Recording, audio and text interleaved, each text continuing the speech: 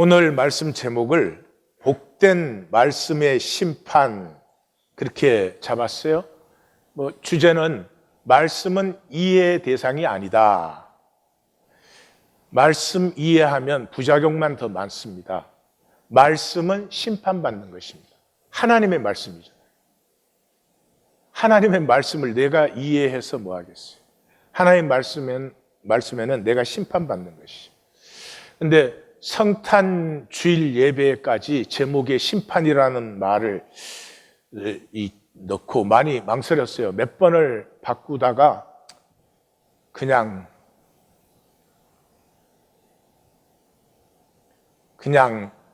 시옷 두 개로 그냥. 예레미야 선지자가 유다의 멸망을 예언해야 되잖아요. 여기 누가 좋아하겠어요?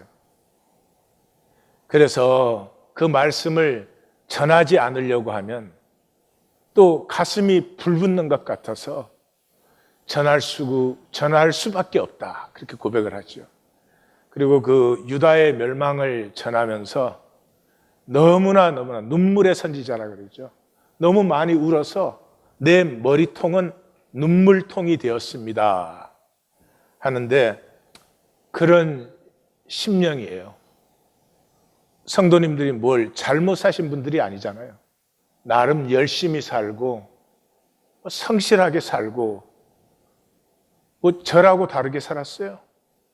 그런데 말씀을 전해야 된다고 이 앞에 서면은 이 말씀의 심판을 증거해야 되는 것이 참 피할 수만 있다면 피하면 좋겠다. 그리고 또 죄송하기 짝이 없고요. 그런 심령으로 오늘의 말씀을 나눕니다. 성경의 심판은 먼저 비유로 임합니다. 비유로 임하는 이유는 스스로 자신을 만나게 해주려고. 비유를 들을 때 그 비유에서 나를 만나는 것이죠. 이 나를 만나는 것이 심판이에요. 이 심판은 구원의 심판입니다. 그런데 이 심판을 피해버리면 말씀 이해했으니까 이해한 건 내 프라플티잖아요. 내 소유죠. 내가 알아서 처리하면 되는 거죠. 그러면은 결국은 멸망의 심판을, 돌이킴이 불가능할 때 멸망의 심판을 받게 되는 것이죠. 이 심판이 비유인 것은 이 나단과 다윗 사이에서 가장 확실하게 드러나죠. 다윗의 모든 기사는 다윗이 이렇게 살았다 그 이상이죠. 다윗의 모든 기사는 사실은 이 신앙의 영적인 것의 모델이 되는 것이기 때문에 다윗의 기사가 이렇게 구약 어느 누구보다 길게 적혀져 있죠. 10장까지의 다윗은 참 고생도 많이 하고 어려움을 많이 겪었습니다. 11장에서부터 좀 살만해졌어요. 우리 인류가 지금 20세기 후반에 들어와서 살만해졌어요. 그 전까지는 밥 굶는 게 보통이었어요. 이제는 밥 먹는 거 걱정하잖아요. 어떻게 입느냐, 어디 가서 뭐를 하느냐, 이런 것들을 신경을 써요. 그게 사무엘하 11장이에요. 다윗은 드디어 전장에 직접 나가지 않아도 됩니다. 그냥 앉아서 보내기만 하면 돼요. 명령을. 이 컨트롤을 하는 거죠. CEO가 되는 걸 참 다 좋아하는데 CEO는 명령만 보내면 돼요. 그래서 11장에는 보낸다는 말이 계속 나옵니다. 제가 스페이스 때문에 1절만 다윗이 하는 주제를 적었는데 저 주제가 전부 다윗이에요. 다윗이 여호와과 그 군대를 보내니 다윗이 사람을 보내어 그 여인을 알아보게 하고 다윗이 전령을 보내어 그 여자를 데려오게 하고 다윗이 기별하여 햇사람 우리아를 내게 보내라. 계속 보내요. 우리아가 왔는데 우리아가 참 다윗의 복이겠죠. 자기 동료와 부하들은 전쟁터에서 목숨을 걸고 싸우고 있는데 내가 어떻게 내 집에 들어가서 편안하게 잘 수 있느냐. 그리고 집에를 안 내려갔어요. 그 다윗의 계획이 무산이 된 거죠. 그러니까 다시 불러서 다윗이 오늘도 여기 있으라. 내일은 내가 너 보내줄게. 저를 빨리 보내주십시오. 제가 여기서 뭐 하겠습니까? 그러고는 그날 술을 잔뜩 취하게 했는데 이 우리아가 술이 취해서도 집에를 안 내려갔어요. 우리 마음대로 보낼 수 있지만 우리 마음대로 되는 건 아니에요. 우리가 모든 걸 컨트롤하죠. 심지어 예배까지도 내 마음대로 드리잖아요. 그럼 다른 건 말할 필요가 없죠. 예배는 하나님께 드리는 건데 내 마음대로 드리면 다른 건 말할 필요가 없죠. 그런데 그 11장은 끝나는 시간이 있다는 것이죠. 11장은 끝났습니다. 12장은 주제가 바뀌어요. 주제가 여호와께서 뭘 하세요? 너 보냈지? 나도 보낸다. 나단을 다윗에게 보내시면 No more 보내는 왕. 명령만 보내면 되는 왕은 이제 더 이상 아닙니다. 자기 명령을 보내던 왕이 자기의 주권 밖에서 이제는 들어야 합니다. 들어야 되는 말씀은 심판이에요. 말씀을 듣고 내가 살든지 순종하든지 순종하지 않든지. 마귀는 우리를 속여서 선택이 여기에 있는 줄 알아요. 말씀을 듣고 잘 이해하든지 잘 이해 못하든지.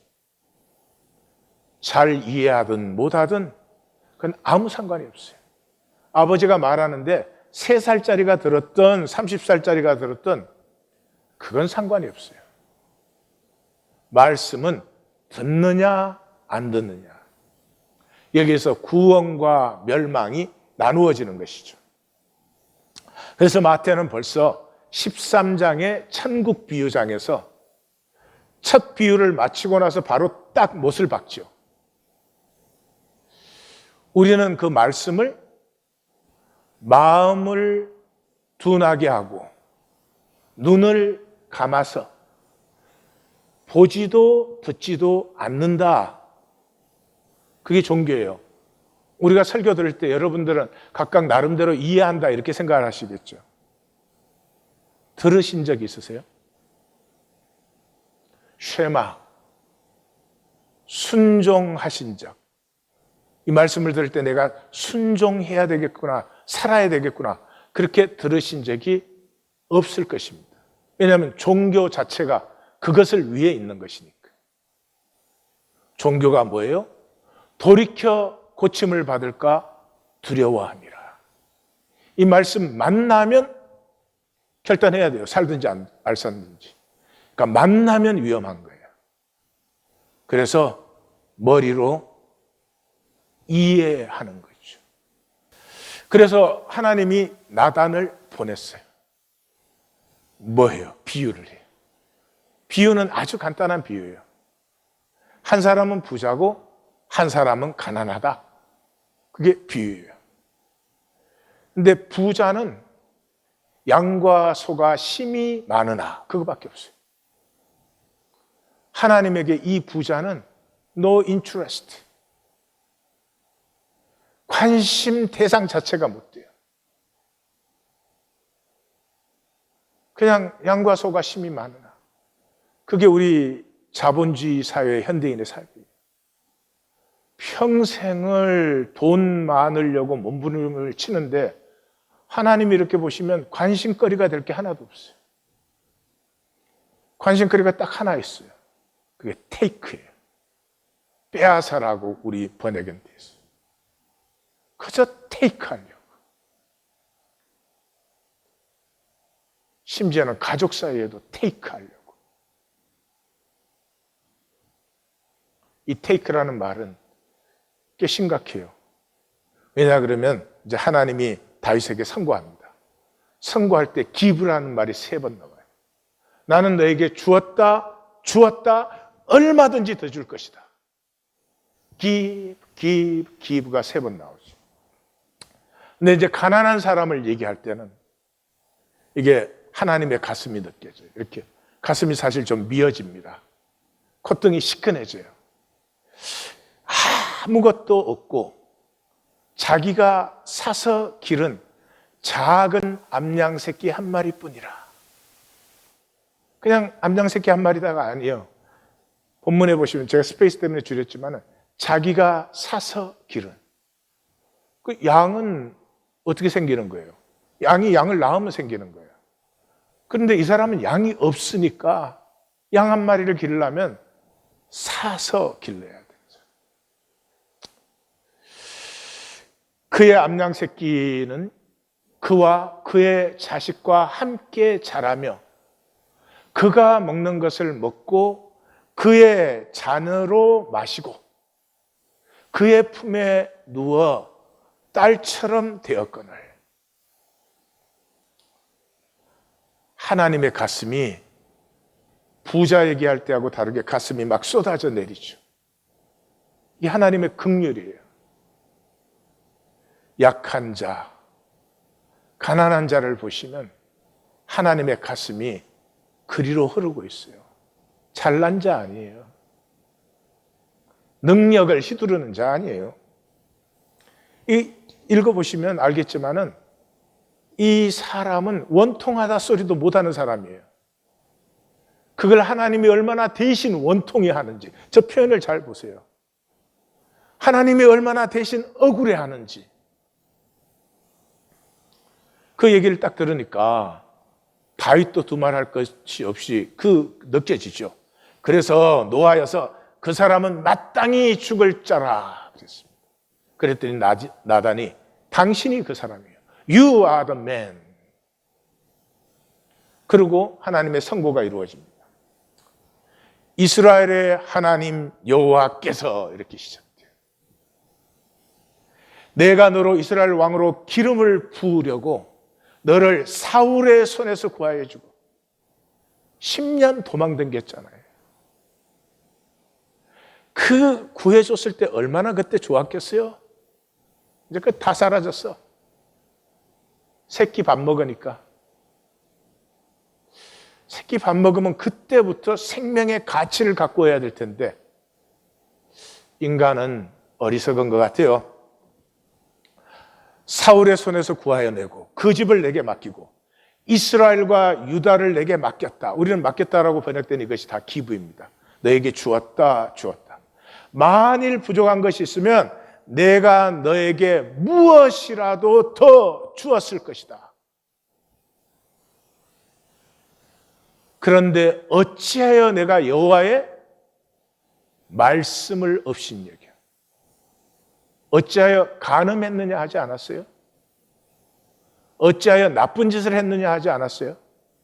말씀을 업신여겨. 나 보기에 악을 행하였느냐? 말씀을 업신여기는 게 뭐예요? 내 삶은 내 관점으로 사는 거예요. 나 지금 나름대로 믿고 있고 이렇게 믿는 것도 쉬운 게 아니야. 뭐 그것이 우리의 진실은 진실이죠. 그러나 생명은 하나님의 관점에서 보는 거예요. 하나님이 나를 보실 때 내가 하나님을 믿는 것인가? 아니면 딴 것을 믿는 것인가?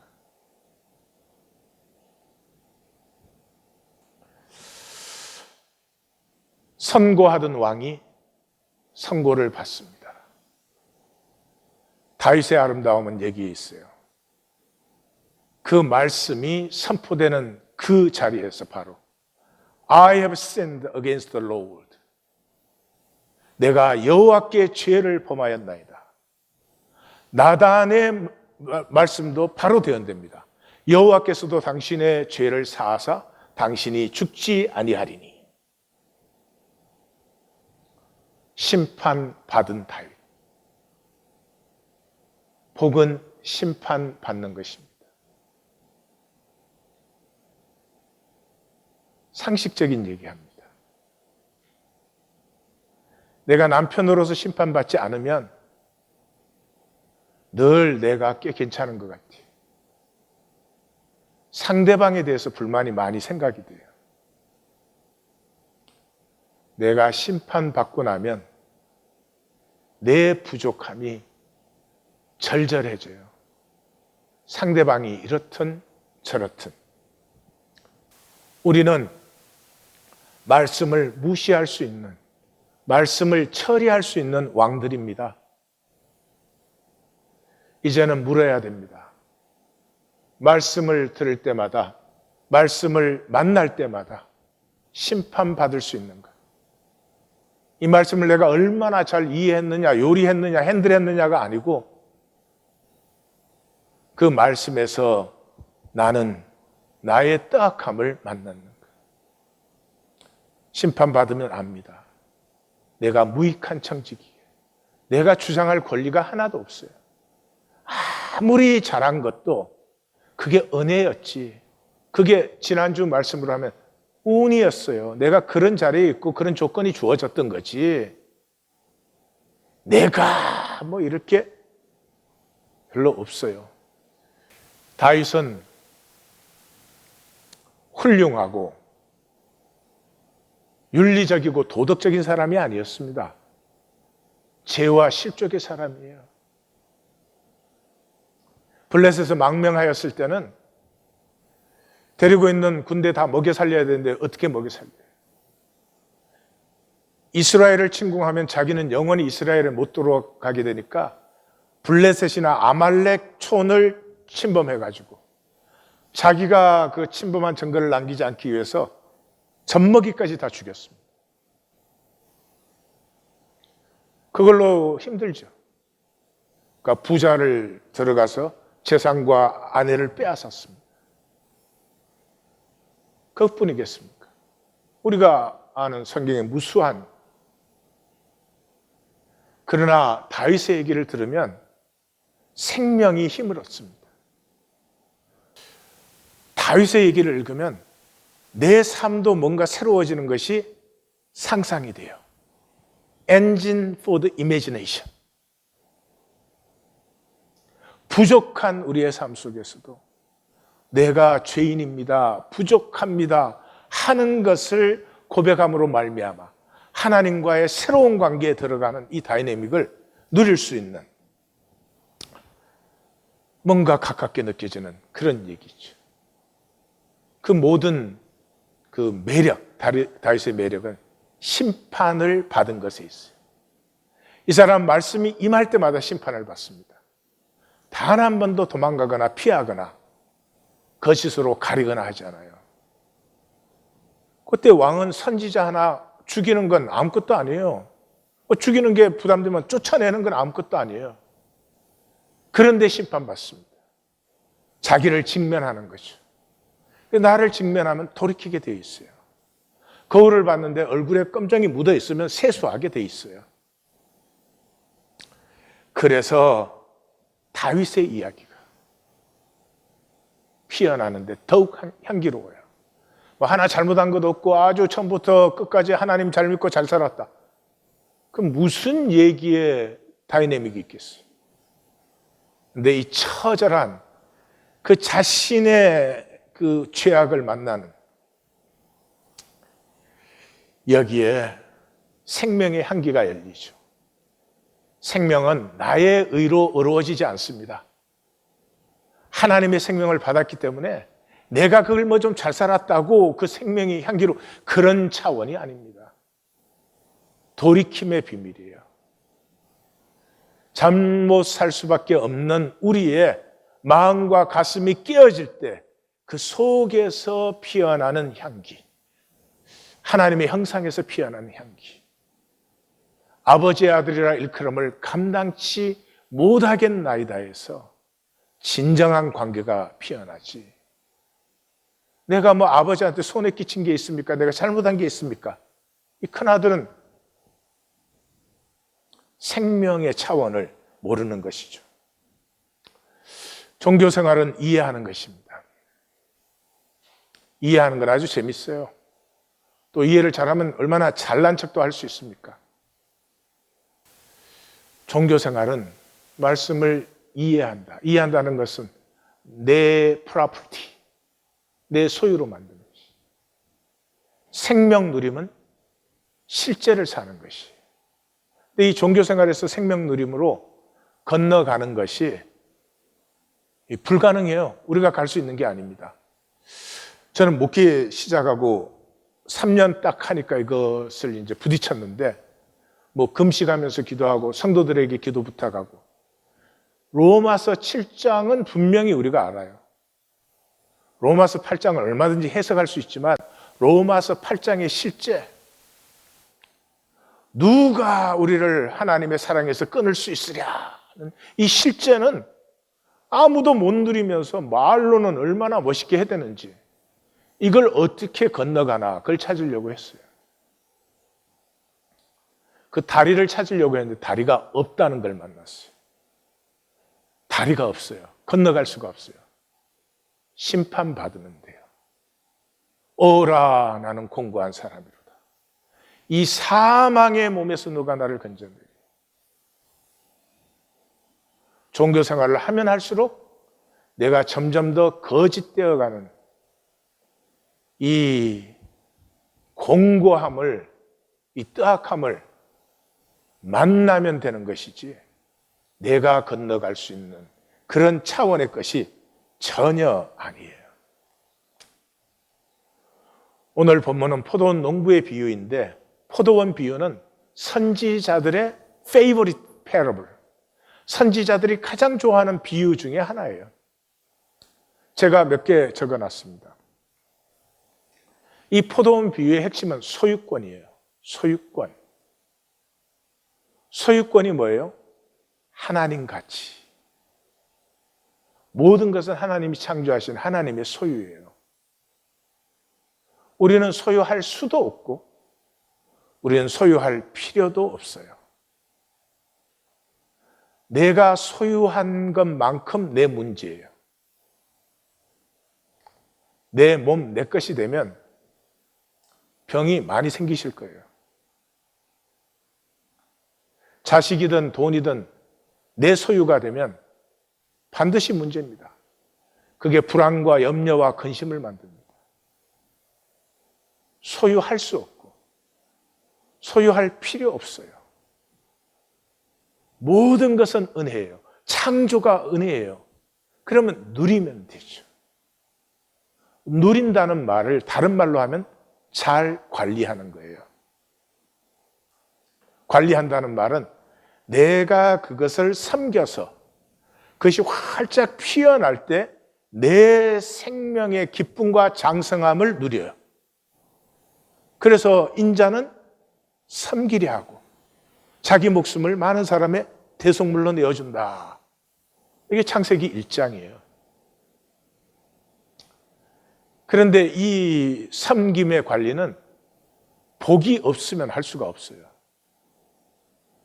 복이 없으면 내 문제에 내가 미쳐가지고 무슨 다른 사람을 어떻게 섬겨요?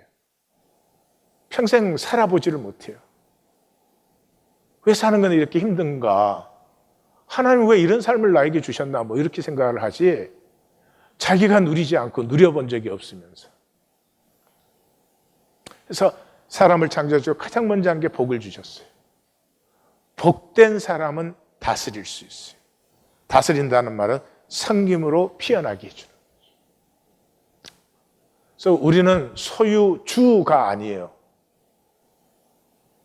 네. 소유주가 되시면 안 돼요. 이 내 것이라는 것이 모든 악의 뿌리예요. 내 삶이 다 내 것인 줄 아시는데, 내 삶을 이 짧은 생에 하나님이 은혜로 주신 것을 내가 누리려고 해보세요. 얼마나 자유하고 넉넉하고 편안한지. 근데 내 것으로 움켜잡는 순간부터 어떻게 돼요? 제일 처음에 드는 게 열등감이에요. 남보다 멋있게 보여야 되니까. 수치, 불안, 중독, 온갖 신경성 장애들. 내 삶이 내 것이 되면 딱 합치면 두 가지예요. 불안과 무기력. 아무것도 아닌 일에 불안해요. 그리고 무기력하죠. 내 것이니까 내 욕심대로 하고 싶은데 되는 게 아무것도 없으니까. 포도원을 만들어 농부들에게, 종들이 아니에요, 농부들에게 줬어요. 이 농부들이 잘 관리하면 이 농부들은 이걸 영원히 관리할 수 있어요. 그래서 새로 주고, 새로 주었다는 것은 내가 소유주고 너희는 소유 안 해도 돼. 소유하면 문제가 되니까. 그리고 타국으로 떠났으니까 전적으로 위임을 한 거예요. 근데 열매 거둘 때가 되었어요. 그게 심판 때죠. 내 산 삶, 그것이 나의 열매예요. 종교는 이렇게 가르쳐요. 그냥 믿습니다 그러고 아무렇게나 살아도 믿습니다 했기 때문에 좋은 열매가 맺힌다고 그래요. 이 거짓을 어떻게 할까요? 이것 때문에 얼마나 많은 사람의 삶이 하나님의 긍휼과 은혜를 누리지 못하고 우리 스스로의 거짓에 폐하해지는지. 내가 산 것이 나의 열매가 됩니다. 나는 잘못 살았어도 열매는 잘 맺고 싶으시다면 그런 일은 없어요. 내가 잘 살고 싶으시면 내 소유라는 건 이 우주에 아무것도 없어요. 내 몸조차도. 하나님의 것인데 은혜로 누리시기 시작하면서부터 삶은 자연스러워지고 조화로워지고 여호와 이레를 만나고 합력하여 선을 이루기 시작해요. 그 열매를 받으려고 보냈어요. 주인이 열매 필요해서가 아니에요. 소유권을 만나는 거예요. 누가 소유자냐? 너가 소유자냐? 내가 소유자냐? 만나는 시간이에요. 그게 심판이에요. 그랬더니 심히 때리고 죽이고 돌로 침, 더 보냈더니 더 죽임. 이게 종교의 역사라는 것입니다. 제가 딱 세 군데만 인용했어요. 이게 구약 전체 이게 가득한데요. 열왕기상 19장 10절과 14절 기절이 똑같은 기절입니다. 이 시대는 아합과 이세벨의 시대입니다. 엘리야 선지자의 고백이에요. 이세벨은 페니키아의 왕이에요. 이 국제적인 무역을 하는 항구 도시 국가 페니키아. 그래서 이 시집을 딱 와보니까 아니 어떻게 이렇게 답답하게 살 수가 있어? 지금 이 시대에 이렇게 해가지고 밥이나 먹겠어? 어? 지금 국제화 시대에 금융 재벌화 시대에 자본을 모아야지 경쟁력이 생기는데 이게 뭐 똑같이 나누어가지고 각자 뭐 농사 끄적끄적 하고 있으니까 성경의 원칙은 경자유전입니다. 한국도 헌법에는 그걸 넣어놨어요.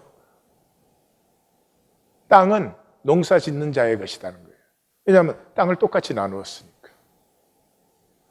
그래가지고 그냥 그 정책을 쓰니까 재벌들이 일어서기 시작하고 국제적인 경쟁력이 생기고 막 상업이 돌아가니까 으쌰 하고 있죠. 으쌰 하는데 사는 건 조금 더 행복해지지 않아. 더 비참해져요. 전에는 소박하게 먹고 입으면 됐어요. 이제는 그렇게는 못해. 이제는 패션이 있어야 돼. 이제는 뭐 입맛에 맞는 것을 먹어야 돼. 이 혀것을 만족시키기 위해서 별짓을 다 해요. 그런 시대에 하나님의 말씀은 아니다. 이 땅에서 잘 사는 것은 함께 살아가는 것이다. 엘리야 선지자는 종교 선언한 게 아니라 그것을 선언한 것이에요.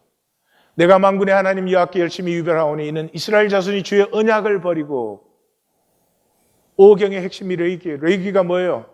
하나님 사랑하고 이웃을 사랑해라. 더불어 살아라. 50년 희년이 되면 잘 살고 못 살고 없이 똑같이 처음처럼 다시 나누어라. 그거 아니에요.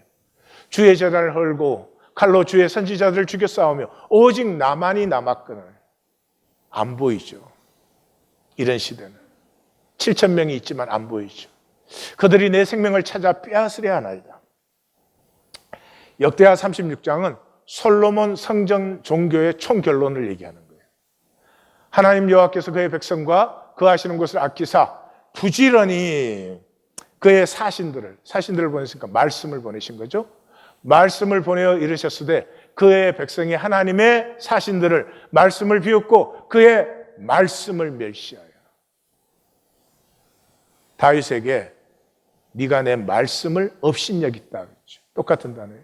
말씀을 멸시하며 그의 선지자들을 욕하여 여호와의 진노를 그의 백성에게 미치게 하여 회복할 수 없게 하였다.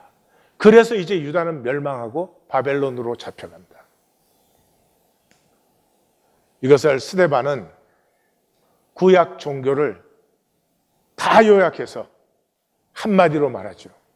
목이 곧고 마음과 귀에 할례를 받지 못한 사람들아, 너희도 너희 조상과 같이 항상 성령을 거스르는도다. 성령을 거스르는도다는 말은 중심의 진실이 없다. 중심의 진실이 없어요. 무엇을 해도 거짓이에요.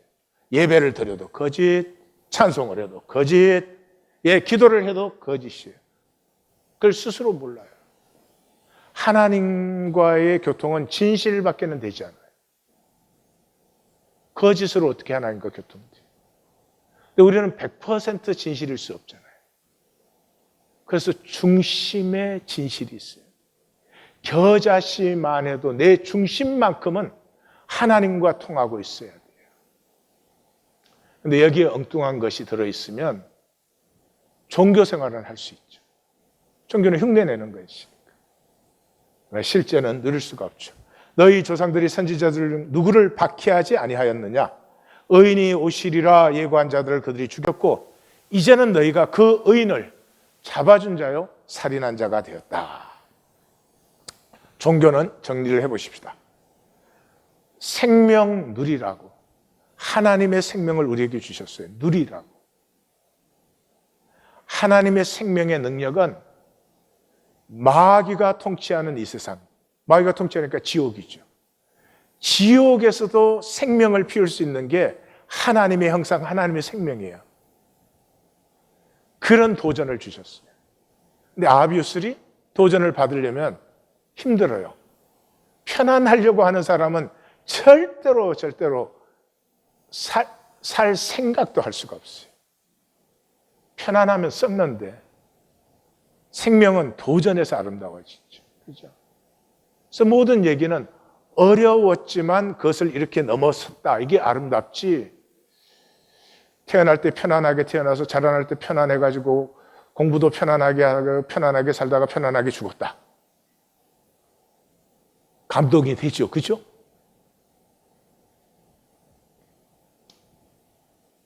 이 생명 누림, 이 도전을 받는 사람,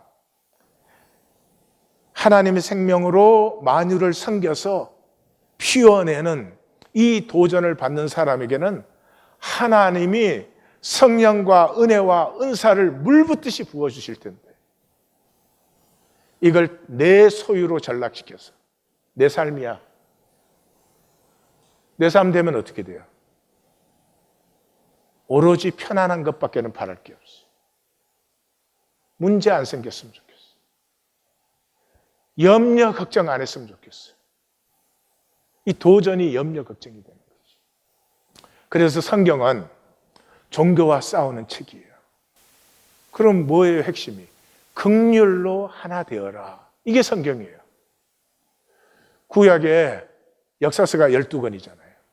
역사서가 뭐예요? 하나님의 긍휼 안에서 그 이야기가 아름답고 모든 이의 감동이 된 다윗의 이야기를 적고 그 역사가 하나도 이 다윗의 가슴을 알지 못하더라. 이게 역사서 12권이죠. 그래서 선지서 17권은 돌이켜야 된다. 돌이키면 모세 오경은 약속이 회복되면 이러한 삶이 이루어진다. 그 핵심은 레이기예요. 레이기가 종교 제사 드리는 데가 아니에요. 그 제사 앞에 백성들이 함께 모여서 긍휼로 우리의 죄를 사하셔서 하나 되는 기쁨을 누리는 것이에요. 그리고 그것을 꿈꾸고 노래하는 것이 시가서 5권이에요. 신약은 뭐예요? 복음서가 십자가 아니에요. 십자가는 종교를 폐하고 긍휼을 세웠다는 거잖아요. 그래서 마태는 예수님의 사역 시작하자마자 긍휼의 2 기둥을 딱 세우는 거 아니에요. 나는 긍휼을 원하고 종교를 원하지 않는다. 긍휼을 원하고 종교를 원하지 않는다. 똑같은 단어인데 한 번은 그 자비라고 그렇게 했어요. 서신서는 종교 아니다, 삶이다. 긍휼로 하나 되어라, 이게 서신서예요. 이걸 마음대로 해석한 대표적인 게 로마서예요. 로마서는 대부분 이렇게 생각해요. 로마서의 주제는 이신칭의 믿음으로 구원받는다. 아주 기독교에서는 답이 됐어. 그러니까 그 다음에는 읽지도 않는 것 같아요. 로마서 읽었더라면 그렇게 얘기할 수가 없어요. 로마서는요, 로마 교회 안에 있는 유대인들이 유대 종교 갖고 잘난 척 하는 거예요. 그래서 시작하자마자 보시면 유대인이 잘난 게 뭐 있냐? 우리가 유대인으로 정직하다면 우리가 죄된 거 깨닫는 거지. 그래서 유대인이나 헬라인에게 은혜는 차별이 없다. 그렇게 해서 8장을 지나면서부터 긍휼로 원수도 사랑해라. 긍휼로 서로 사랑해라. 긍휼로 하나가 되어. 이게 로마서예요. 종교는 마음대로지. 그래서 아들을 보내요. 아들을 보내니까 죽이고 그 유산을 차지하자 이래요. 유산을 차지하자. 소유권이에요. 소유권. 성도님들, 내 삶이 됐든지 내 가족이 됐든지 내 자녀가 됐든지 내 돈이 됐든지 내 건 만드시면 그때부터 문제예요. 내 것은 내 문제가 돼요.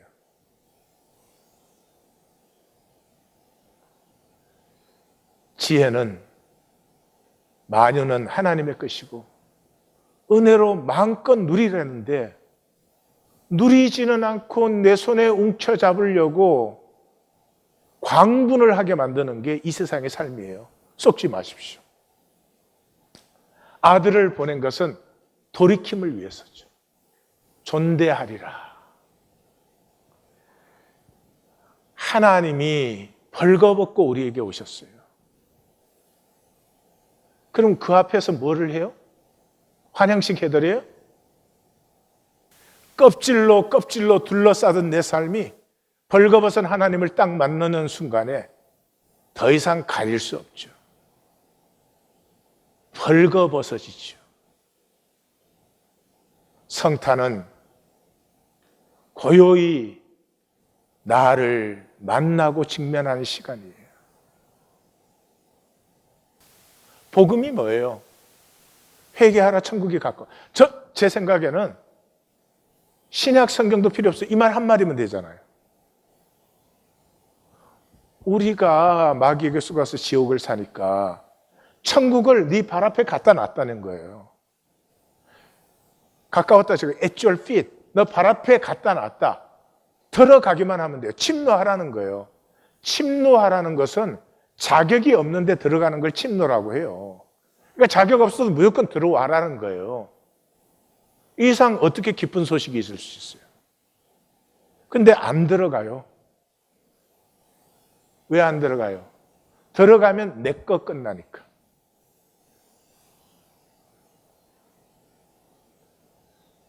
이게 우리가 중독된 상태이기 때문에 상상이 안 돼요.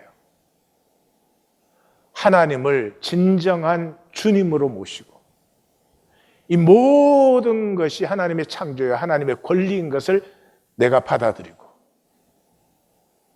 나는 하나님의 말씀과 뜻을 따라 누리면 얼마든지 누리고 풍성하게 누린다. 이게 상상조차가 안 되는 거죠. 그래서 말씀을 보내시는 이유, 비유를 하시는 이유는 딱 한 가지예요. 스스로 만나게 해주려고. 그래서 마태는, 마가와 누가는 예수님이 하신 말씀이잖아요. 마태는 그들이 대답하도록 예수님이 물으셨죠. 이게 마태의 특징이죠. 예수님이 이 비유를 한 번만 하셨겠어요? 아마 무리들이 있을 때도 했을 것이고 특별히 제자들 앞에 하셨을 거예요. 제자들 앞에 하셨을 때는 물었을 거예요. 주인이 올 때 어떻게 하겠느냐? 그들이 말하되 자기들이 만난 것을 말을 하죠. 그래서 대답합니다. 진멸하고 포도원은 열매 맺는 다른 농부들에게 새로 줄지니이다. 새로. 종교인은 정답을 알아요. 정답을 알아요. 그러나 심판을 만나지는 않아요. 모르지 않아요. 내가 예배를 어떻게 드려야 되는지, 내가 하나님 앞에 섬김의 자세는 어떻게 해야 되는지 모르지 않아요. 다 알아요. 그러나 지금은 아니에요. 앞으로 그렇게 할 거예요. 영원히 앞으로죠. 지금 심판받으면 구원이에요. 지금 피하면 멸망이에요. 육체를 벗으면 영원한 관성이에요. 종교에 속지 마십시오.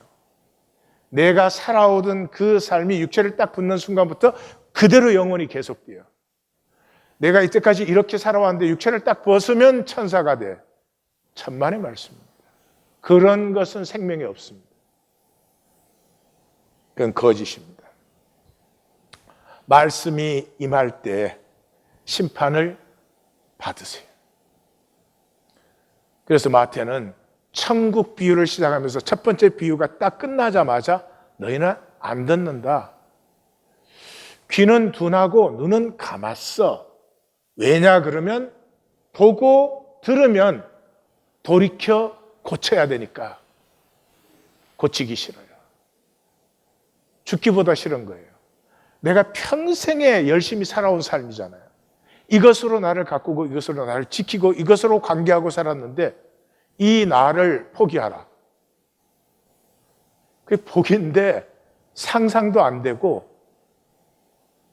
그냥 심플리 그냥 에고는 차라리 죽는 게 낫지 싶어요.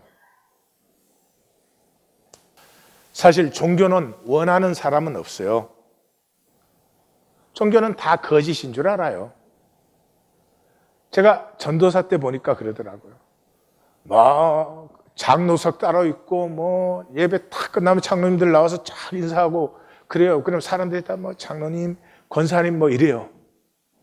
근데 우리 애들 얘기 들어보면 애들하고 있을 땐 전혀 딴 소리야. 그게 종교 아니에요? 정말 그래요? 교회마다 훌륭한 우리 목사님, 훌륭한 우리 장로님 그래요? 목사님은 목사님,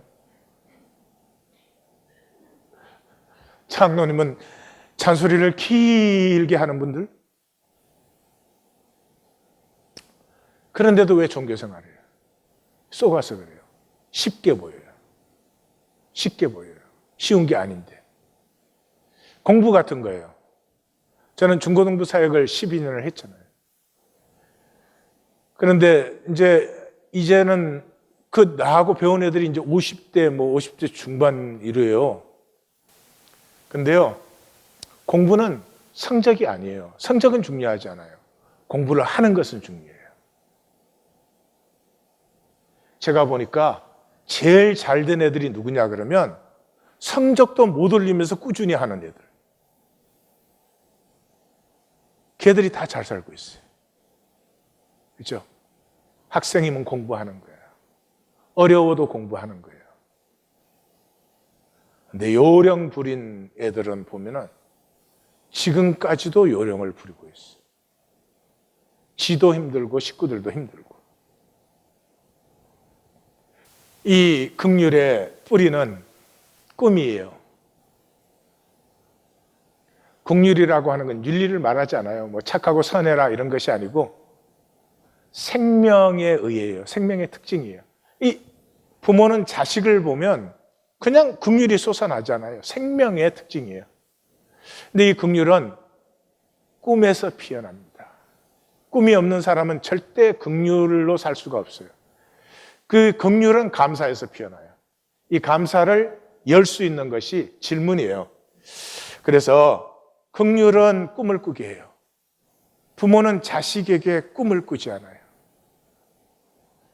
우리 벤자민이 딱 태어나서 말을 배우자마자 딱 이렇게 하위 지나가는데 꿀뚝에 연기 아이스크림 딱 이러더라고요. 와, 그래서 이야, 드디어 한국에 T.S. 엘리엇이 태어났구나. T.S. 엘리엇은 그냥 영어 시험에도 별로더라고.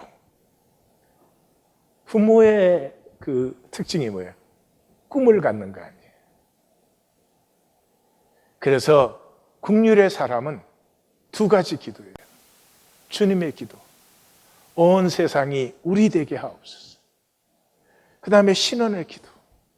주님, 이 거짓된 단절의 아픔이 어느 때까지 계속돼야 되겠습니까? 그래서 베드로가 성령이 딱 임하자마자 이것은 약속이 성취된 것인데 무슨 약속이? 말세에 종말의 실제가 임한 것이다. 말세에 내가 내 영을 모든 육체에 부어줄 때 자녀들은 예언하고 젊은이들은 환상을 보고 늙은이들은 꿈을 꾼다. 꿈이 에너지예요. 저는 에너지 레벨이 높은 편인 것 같아요. 여러분들도 그걸 느끼실 텐데. 그래서 나에게는 내 꿈이 있기 때문이에요. 내 꿈이 있어요. 아무리 종교가 이 말씀을 멸시해도 이 말씀은 그렇다고 없어지지 않아요. 그러니까 이 말씀은 반드시 세움을 입는다. 그것을 향해 달려가는 제 꿈이에요. 그 꿈이 에너지예요. 내 꿈이 생기면 사람과 세상의 평가와 인정에서 내가 자유해져요. 사람들의 평가 별로 중요하지 않아요. 내 꿈이 가꾸어지고 있는가? 내 꿈에 대해서 내가 진실된가? 이것이 절실해집니다. 내 꿈이 아무나 꾸는 게 아니에요. 내 하나님의 형상이 열려야 돼요. 이 꿈이 없는 사람은 욕망으로 살아요. 그저 욕심이에요. 중심이 화하거든요. 그래서 에너지가 고갈이 돼요. 꿈이 이렇게 피어나는 게 어려운 이유가 꿈은 감사에서 피어납니다. 만유가 하나님의 것인 것이. 우리 보고 얼마든지 누리라고 은혜로 베풀어 주신 것임을 느끼기 시작하면서부터 감사가 피어나요. 이 감사가 피어나기 전까지는 내 인생은 왜 이러냐? 나는 왜 이런 일이 일어나냐? 뭐 이런 것들이 돼요. 이 만유가 하나님이 만드신 것이기 때문에 정확한 작용 반작용의 법칙이 일어나요. 내가 만유를 향해서 감사하기 시작하면 만유가 나를 기뻐하기 시작해요. 나에게 공급이 시작돼요.